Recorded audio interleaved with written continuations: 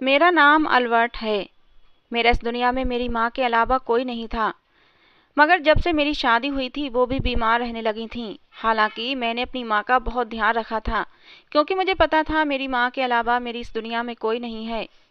मैं रोज माँ को डॉक्टर के पास लेकर जाता, लेकिन वो दिन ब दिन कमजोर ही होती जा रही थीं। शादी के 2 साल बाद ही भगवान ने मुझे 2 जुड़वा बेटियां दी थीं। मेरी बेटियां भी 1 साल की ही थीं कि मेरी माँ मुझे छोड़कर चली गई थीं। मेरा बाप तो आज से 10 साल पहले ही मर चुका था, और आज मेरी माँ भी हमें छोड़कर चली गई थीं। ना ही मेरा कोई भाई था, ना ही मेरी कोई बहन थी। हाँ, मेरे कुछ रिश्तेदार थे जो गांव में रहते थे, मगर मैं अपनी माँ के साथ पिछले कई सालों से सूरत में रह रहा था। माँ के चले जाने के बाद अब मेरी पत्नी और मेरी दोनों बेटियां थीं, जो मेरी कुल दुनिया थीं। माँ के मरने का मुझे उस समय बहुत सदमा लगा था, मगर वक्त गुजरने के साथ साथ मैं अपनी ज़िंदगी में बिजी हो गया। मेरी पत्नी मुझसे बहुत मोहब्बत करती थी, और मेरी दोनों बेटियां बहुत ही खूबसूरत और मेरी बहुत ही लाडली थीं। मेरी पत्नी बड़ी सादा तबीयत की मालिक थी। उसने आज तक कभी मुझसे कोई जिद या इच्छा नहीं की थी। मैं जो भी उसे लाकर दे देता, वो उसी में खुश हो जाती थी। मैं हर साल अपनी दोनों बेटियों की सालगिरह बड़ी धूमधाम से मनाता था। मेरी बड़ी बेटी का नाम एलन और छोटी बेटी का नाम एलेक्स था। समय गुजरता गया और अब दोनों 15 साल की हो गई थीं। मेरे पड़ोस में एक लड़की रहती थी जिसका नाम डेजी था, जो मेरी बेटियों की बहुत ही अच्छी दोस्त थी। वो अक्सर हमारे घर आ जाती और मेरी बेटियां उसके साथ खूब खेला करती थीं। मैं भी अपनी बेटियों पर कोई रोक टोक नहीं करता था, क्योंकि मुझे पता था इनका कोई अपना सगा रिश्तेदार इस शहर में नहीं रहता, तो ये कहाँ जाएंगी। और फिर और फिर डेजी भी मिजाज की अच्छी थी, खूब मिलजुल कर खेला करती थी, कभी लड़ाई झगड़ा नहीं करती थी। इसीलिए मैंने भी कोई रोक टोक नहीं उठाई थी। तीनों आराम से एक दूसरे के साथ खेलती रहती थीं। आज मेरी दोनों बेटियों की सालगिरह थी, और हर साल की तरह आज भी मैं ऑफिस से निकलने के बाद सीधा बाजार चला गया था, जहां से मैंने अपनी दोनों बेटियों के लिए गिफ्ट खरीदे थे। इसी खुशी में मेरी बेटियां अपना घर भी सजा रही थीं, और मेरी बेटियों ने अपनी पसंद का केक भी ऑर्डर कर दिया था। बाजार में मुझे काफ़ी देर हो गई थी, और आज तो मेरा मोबाइल भी बंद हो गया था, क्योंकि उसकी चार्जिंग ख़त्म हो चुकी थी। मगर जब घर पहुंचा तो सामने का मंजर देखकर मैं दहल उठा था। मेरी चीख निकल गई थी। मेरे घर के आसपास लोगों की भीड़ जमा थी, और लोगों की भीड़ देखकर ही मेरा दिल दहल उठा था। कुछ तो अनहोनी जरूर हुई थी। और जब मैं भीड़ के पास पहुंचा तो लोग मुझे दया भरी नज़रों से देखने लगे, और मुझे तसल्ली देने लगे कि जो होता है गॉड की मर्जी से होता है, उसकी मर्जी के बिना तो पत्ता भी नहीं हिलता। लोगों की ऐसी बातें मेरे दिल को और भी दहला रही थीं। मैं जैसे तैसे करके अपने घर के अंदर पहुंचा था। मेरी पूरी दुनिया ही लुट चुकी थी। मेरी पत्नी और मेरी दोनों बेटियां अब इस दुनिया में नहीं रही थीं, क्योंकि घर में शॉर्ट सर्किट होने की वजह से आग लग गई थी। मोहल्ले में काफ़ी सारे लोग मुझे जानते थे। उन्होंने मुझे फ़ोन करने की कोशिश की थी, लेकिन मेरा फ़ोन बंद था। मेरी पत्नी और दोनों बेटियां करंट लगने की वजह से मौके पर ही दम तोड़ गई थीं। मोहल्ले वालों का कहना था कि उन्होंने अपनी तरफ से बहुत कोशिश की थी, मगर जब तक वो दरवाज़ा तोड़कर घर के अंदर दाखिल हुए तब तक तुम्हारी पत्नी और तुम्हारी दोनों बेटियां इस दुनिया से जा चुकी थीं। करंट लगने की वजह से उनका 90% शरीर जल चुका था। मेरे लिए ये किसी कयामत से कम नहीं था। अंतिम संस्कार के बाद मेरी बेटी की सहेली डेजी भी बहुत रो रही थी। हमारी शादी को 16 साल हुए थे, और मेरी हमसफ़र मुझे छोड़कर चली गई थी। शायद मैं बहुत ही बदकिस्मत इंसान था। मेरा सब कुछ लुट चुका था। सबका कहना था ये हादसा बस अचानक ही हो गया था, और यह हादसा एक नेचुरल हादसा था, इसमें किसी का हाथ नहीं था।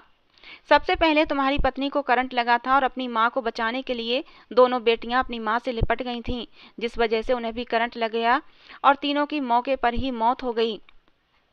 मैं भी ये सोचकर चुप हो गया था, लेकिन अब मेरा किसी भी काम में दिल नहीं लगता था। मैंने ऑफिस जाना भी छोड़ दिया था।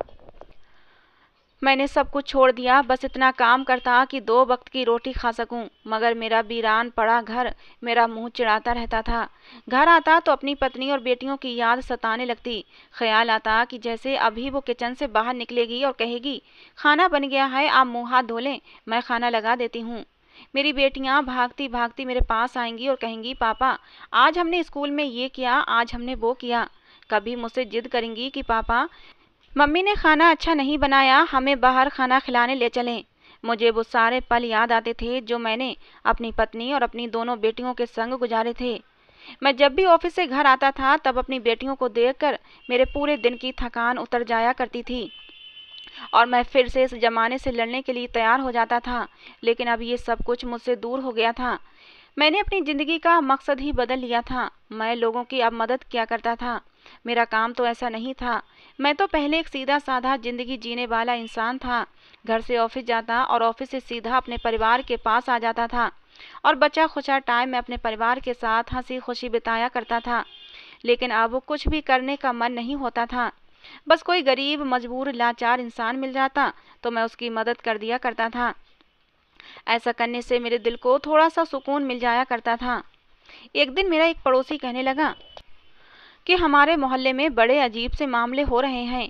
पिछले दिनों जेम्स भाई की बेटी डेजी स्कूल से घर आ रही थी, मगर रास्ते में से उसे कोई उठाकर ले गया और उसके साथ जबरदस्ती करने के बाद वापस गली में फेंक गया है। जेम्स ने मोहल्ले में किसी से कुछ भी नहीं कहा। वो डरता है कि मोहल्ले वाले मेरी बेटी का तमाशा बना देंगे। मैंने कहा, तमाशा तो पहले ही बन चुका था।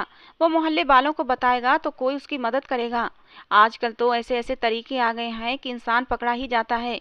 डीएनए टेस्ट करवा लिया जाए तो सब पता चल जाता है। जिसने डेजी के साथ ऐसा किया है, अब वो दोबारा भी तो किसी के साथ ऐसी हरकत कर सकता है।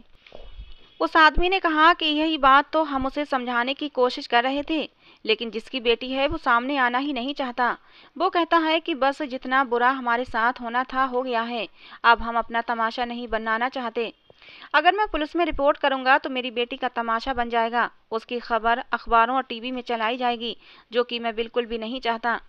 और अब तो सुना है कि वो डेजी की शादी भी कर रहा है। मैंने कहा कि डेजी के ससुराल वालों को ये बात पता चल गई तो वो उस लड़की के साथ और भी बुरा व्यवहार करेंगे। ये समाज तो अच्छी भली औरत को नहीं छोड़ता, तो फिर ऐसी लड़की के साथ कैसा व्यवहार रखा जाएगा। खैर, मैंने इस बात में उस समय ज़्यादा दिलचस्पी नहीं ली।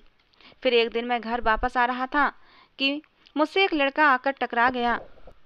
गलती उस लड़के की ही थी। वो मोबाइल में बिजी था और मोबाइल देखते हुए सड़क पर चला जा रहा था और खुद ही आकर मुझसे टकरा गया था। मैंने कहा, बेटा देखकर चला करो।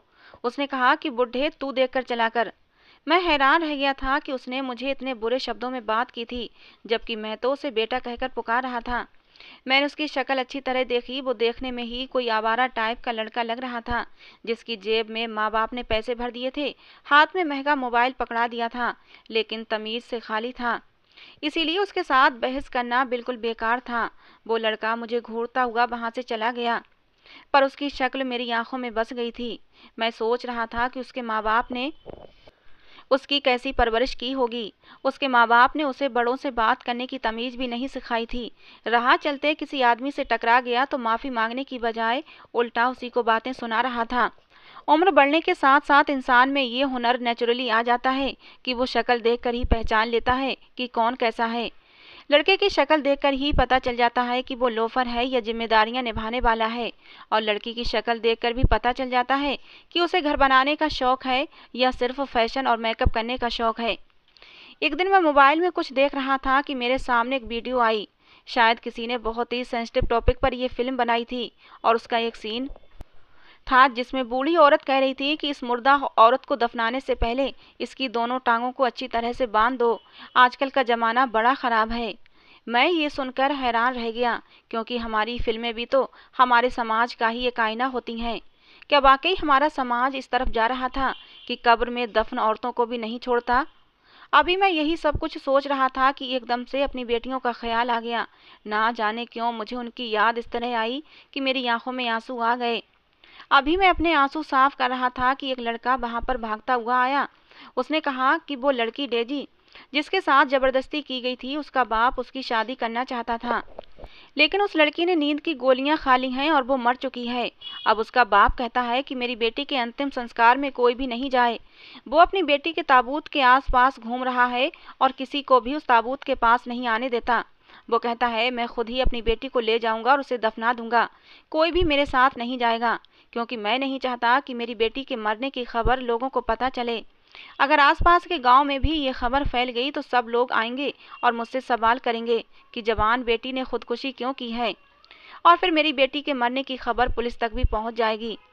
मैंने अपना सर पकड़ लिया, क्योंकि मैं उस इंसान को अच्छी तरह से जानता था और उसकी बेटी डेजी मेरी बेटियों की बहुत अच्छी सहेली भी थी, इसीलिए डेजी से मुझे बेटियों जैसा लगाव हो गया था। मैंने कहा कि अब क्या करना है। उसने कहा कि लड़की की कब्र बनानी है, आप मेरे साथ चलें। मैंने कहा ठीक है, मैं आता हूँ। मेरा दिल भारी हो गया था। मैं क्यों अपने आप को ऐसी सूरत हाल में डाल रहा था। मैंने अपनी बेटियों को भी खुद ही कब्र में उतारा था। मोहल्ले वाले मेरा बहुत सम्मान करते थे, उनका मुझ पर पूरा भरोसा था।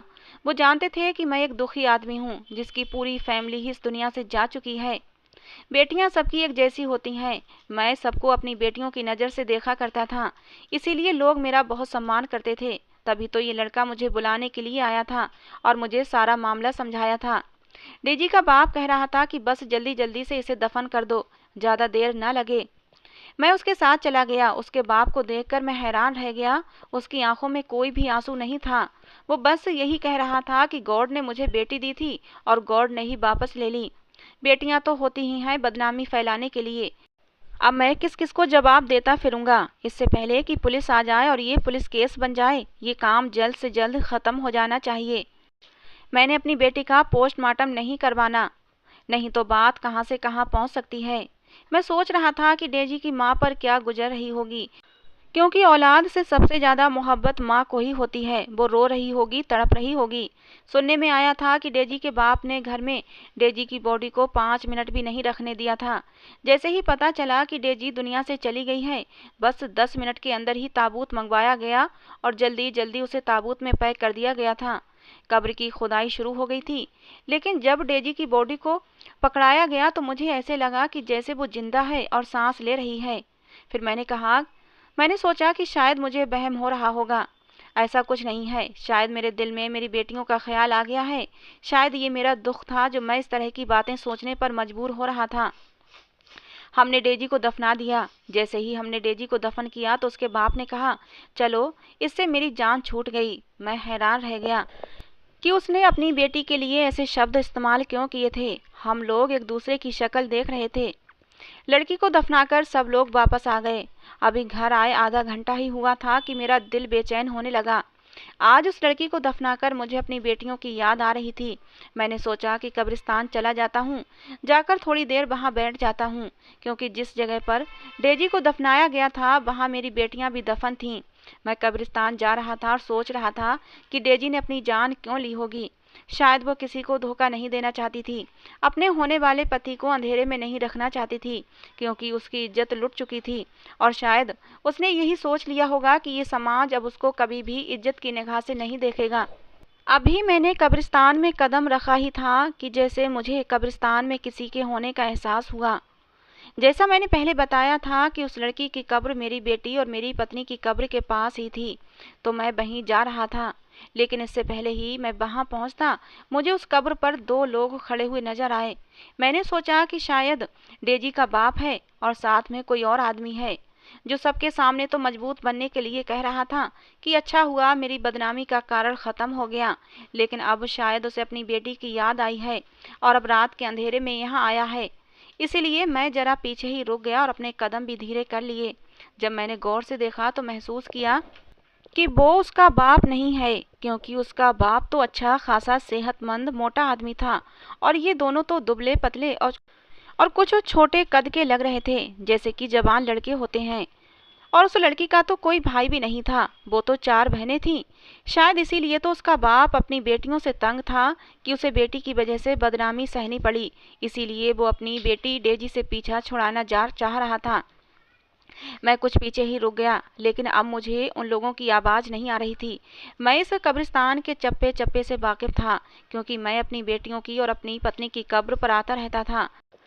मैंने थोड़ा आगे बढ़कर देखा तो ये देखकर मेरे कदमों तले से ज़मीन निकल गई कि वो तो उस लड़की की कब्र को खोद रहे थे, बल्कि पूरा खोद चुके थे और अब शायद लड़की की बॉडी को बाहर निकालना चाहते थे। मैंने सोचा ये लोग क्या कर रहे हैं और उस लड़की की कब्र को खोद क्यों रहे हैं, इस तरह से उस लड़की की बॉडी को बाहर क्यों निकालना चाहते थे। इसे तो हमने आधा घंटा पहले ही दफनाया था। वो जल्दी जल्दी ये काम कर रहे थे। मैं हैरान रह गया। मैं उसमें से एक लड़के को पहचान गया था। ये तो वही लड़का था जो उस दिन राह चलते मुझसे टकरा गया था और जिसको देखकर ही पता चलता था कि वो कोई बुरी नीयत और बुरे काम करने वाला लड़का है। बस मेरे दिमाग में एक बात बिजली की तरह आ गई। मैं समझ गया ये लोग उस लड़की के रिश्तेदार तो नहीं हो सकते, मामला कुछ और ही है। अब मुझे शायद मोहल्ले वालों को बुला लेना चाहिए था, लेकिन तब तक मैं लोगों को बुलाता तब तक बहुत देर हो जाती, क्योंकि रात का समय था और सर्दी का मौसम था। सब लोग अपने अपने घरों में सो चुके थे और इतनी सर्दी में कौन आता, जबकि उसका बाप भी अपनी बेटी से पीछा छुड़ाकर गहरी नींद सो रहा था। मैं आहिस्ता आहिस्ता आगे बढ़ने लगा। मैंने करीब पड़ा एक लकड़ी का बड़ा सा डंडा उठा लिया, जो शायद पेड़ की एक टहनी थी और नीचे गिर गई थी। मेरे अंदर बहुत सारी ताकत आ गई थी और मैं अपने अंदर सारी ताकतें समेट रहा था, क्योंकि उन दोनों के इरादे क्या थे मैं भांप चुका था। उन्होंने बॉडी को बाहर निकाल लिया और कफन भी खोलने लगे, मगर मैंने उसी समय दोनों के सर पर डंडे मारने शुरू कर दिए। एक एक डंडा मैंने उन दोनों के सर पर दे मारा। उनमें से एक लड़का तो एक ही डंडे में बेहोश हो गया, और जिसको मैं जानता था मैंने उसको पकड़ लिया और मुक्कों और घूंसों से मारना शुरू कर दिया। शोर सुनकर कब्रिस्तान में रहने वाला कब्र बनाने वाला भी आ गया। वो कब्रिस्तान के दूसरे हिस्से में रहता था और दीवार के पार ही उसका घर था।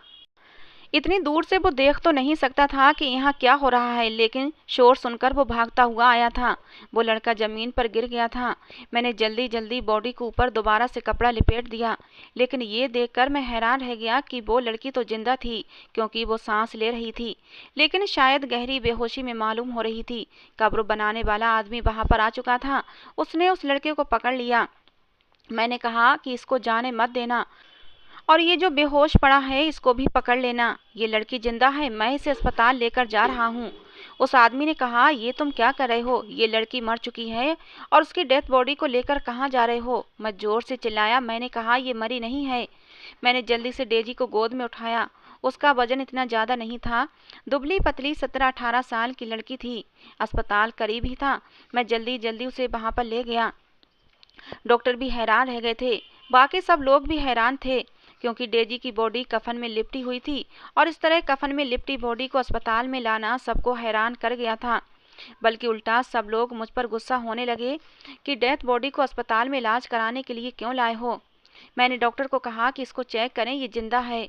डॉक्टर ने जब चेक किया तो उसने कहा कि हाँ, इसकी सांसें तो बहुत धीरे धीरे चल रही हैं, हमें इसे फौरन ऑक्सीजन लगानी होगी। मैंने कहा कि जो भी करें बस जल्दी करें। वो जल्दी जल्दी उस लड़की को अंदर ले गए और उसे ऑक्सीजन लगाई गई। 1-1.5 घंटे तक तो कुछ समझ नहीं आया कि वो जिंदा बच भी पाएगी या नहीं। मैं हैरान था, ये लड़की जिंदा थी और उसको दफन कर दिया गया था। ये सब कुछ उसके बाप की वजह से हुआ था, उसने जो इतनी जल्दी मचा रखी थी। थोड़ी देर के बाद डॉक्टर ने कहा कि अभी उसकी सांसें तो चल रही हैं, लेकिन अगले 24 घंटे बहुत ज़्यादा नाजुक हैं। मैंने कहा कि आखिर ये सब मामला क्या हुआ था। डॉक्टर ने कहा कि इस लड़की ने नींद की बहुत ज़्यादा गोलियां खा ली थीं, लेकिन ये मरी नहीं थी, बस ये गहरी बेहोशी की हालत में चली गई थी, जिसमें इंसान के दिल की धड़कन और सांस लेने की गति बहुत कम हो जाती है। ऐसा लगता है कि इंसान मर गया है और फिर उसे 2-3 दिन के बाद ही होश आता है। ऐसे मरीज को देखकर सिर्फ डॉक्टर ही अंदाजा लगा सकता है कि वो जिंदा है। शायद इसके घर वाले इस बात से बेखबर थे। डॉक्टर ने कहा कि आप इंतजार करें, अगले 24 घंटे के बाद देखेंगे कि क्या होता है। डॉक्टर ने बताया कि डेजी जिंदा तो है, शायद इस लड़की ने जीने की उम्मीद छोड़ दी है। उसके शरीर से जान नहीं निकली थी, लेकिन उम्मीद खत्म हो गई थी, इसीलिए ये सब कुछ हुआ है। इंसान का दिमाग बड़ा ही उलझा हुआ होता है, दुख और सुख से ही चलता है, लेकिन खुशी से तो चलता है मगर गम से मर जाता है। डॉक्टर ने कहा कि आप उसके माँ बाप को बता दें। मैंने कहा, नहीं, मैं किसी को नहीं बताना चाहता, लेकिन ये बात मोहल्ले में फैल जरूर सकती है, पर इस बारे में सिर्फ कब्र बनाने वाले को ही पता है, या फिर हमारी गली के कुछ लोग आए थे, वो भी सारी सूरत हाल देखकर मेरे ही साथ हो गए थे, और उन दोनों आवारा लड़कों को पुलिस के हवाले कर दिया गया था। हमने पुलिस को भी कहा था कि इनको इनके घर वालों से बात मत करने देना। पुलिस वालों ने कहा कि बात करना तो दूर की बात है, पहले तो हम इनकी अच्छे से खातिरदारी करेंगे। उनकी इतनी हिम्मत कि ये कब्र से लड़कियों को निकाल कर उनके साथ उनकी इज्जत के साथ खिलवाड़ करना चाहते थे। बाद में पता चला उस लड़की के साथ पहले भी इन्हीं लड़कों ने जबरदस्ती की थी, और अब दोबारा से ये सब कुछ करने के इरादे से आए थे। पुलिस वाला भी हमारे ही मोहल्ले का था, वो बहुत गुस्से में था। उसने कहा कि हम भी बेटियों वाले हैं, ऐसे इंसान को अगर बिना सजा दिए छोड़ दिया जाए तो कल को ये सब कुछ हमारी बेटियों के साथ भी कर सकते हैं। मैं इनको सख्त से सख्त सजा दिलवाऊंगा। डेजी को 48 घंटे के बाद होश आया था। मुझे देखते ही वो पहचान गई थी कि मैं कौन हूँ। नर्स और डॉक्टर ने उसको सब कुछ बता दिया। बेचारी अब क्या बोलती, वो तो अजीब सी हालत में थी। उसे पूछा कि वो क्या अपने माँ बाप के पास जाना चाहती है, तब उसने इनकार कर दिया। हमने उसको समझाया कि तुम्हारे घर में तुम्हारी माँ होगी, तुम्हारी बहनें होंगी, वो तुम्हारे लिए तड़प रही होंगी, मगर उसने फिर भी इनकार कर दिया। ये बात छुपने वाली नहीं थी, उसके घर वालों को भी सब पता चल चुका था। वो भी अस्पताल आ गए थे। डेजी की माँ उससे लिपटकर ऐसी रोई कि हम सबकी आंखों में भी आंसू आ गए थे। उसने कहा, ये मेरी बड़ी बेटी है, मेरी पहली औलाद है, मैं इसके बगैर कैसे रह सकती हूँ। उसने अपने पति से कहा कि मैं आपको कभी माफ़ नहीं करूँगी। डेजी के बाप का सर शर्मिंदगी से झुक गया था और सबने उसे समझाया कि तुम्हारी बेटी ने खुद किसी के साथ कोई गलत काम नहीं किया था, बल्कि उसके साथ तो ज़बरदस्ती की गई थी, और जिसने उसके साथ ये जुल्म किया था वो भी पकड़ा गया है। अब डेजी का बाप बहुत ज़्यादा शर्मिंदा था, वो भी रोना लगा। अपनी बेटी की तरफ हाथ बढ़ाया तो उसकी बेटी उससे डरकर पीछे हट गई। ये मंजर देखकर वो फूट फूट कर रोने लगा और गॉड से माफ़ी मांगने लगा। पुलिस वाले ने कहा कि अब इस लड़की का क्या होगा, ये तो बेचारी हर तरफ से बदनाम हो गई है। मैंने कहा, इसकी ज़िंदगी बच गई, यही बड़ी बात है। लेकिन हमारे ही मोहल्ले का एक लड़का आगे आया, उसने डेजी से शादी करने की बात सब लोगों के सामने रख दी। मैं उस लड़के को जानता था, उसका बाप इस दुनिया में नहीं था और वो अपनी माँ के साथ रहता था, लेकिन बहुत ही गरीब था, लेकिन मेहनती बहुत था, मेहनत और मजदूरी करता था। हम सब ने फैसला किया कि हम सब मोहल्ले वाले डेजी की शादी इस लड़के से कर देंगे और बड़ी ही धूमधाम से करेंगे। और फिर सब मोहल्ले वालों ने बढ़ चढ़कर हिस्सा लिया और उस पुलिस वाले ने भी उस लड़के के लिए नौकरी का इंतजाम कर दिया था। आज डेजी की शादी हो गई है और वो अपने पति और अपनी सास के साथ बहुत खुश है। मुझे ऐसा लगता है कि जैसे मेरी बेटी है वो, उसका पति मुझे ज़बरदस्ती अपने घर ले जाता है। मैं डेजी से मिल लेता हूँ, मुझे देखकर वो बहुत खुश होती है। ऐसा लगता है वही मेरी अपनी सगी बेटी है और मैंने उसकी शादी की है। मेरी अपनी बेटियां तो मर गई थीं, मगर डेजी की वजह से मैं फिर से जी उठा था। आज डेजी को खुश देखकर मुझे बहुत सुकून मिलता है। तो दोस्तों, ये थी आज की हमारी कहानी। आपको कैसी लगी ज़रूर बताना। पसंद आई हो तो प्लीज़ लाइक करना। रोज़ एक नई कहानी सुनने के लिए हमारे चैनल को भी सब्सक्राइब करना। कहानी को अंत तक सुनने के लिए आप लोगों का बहुत बहुत धन्यवाद दोस्तों। मिलते हैं अगली किसी नई कहानी के साथ।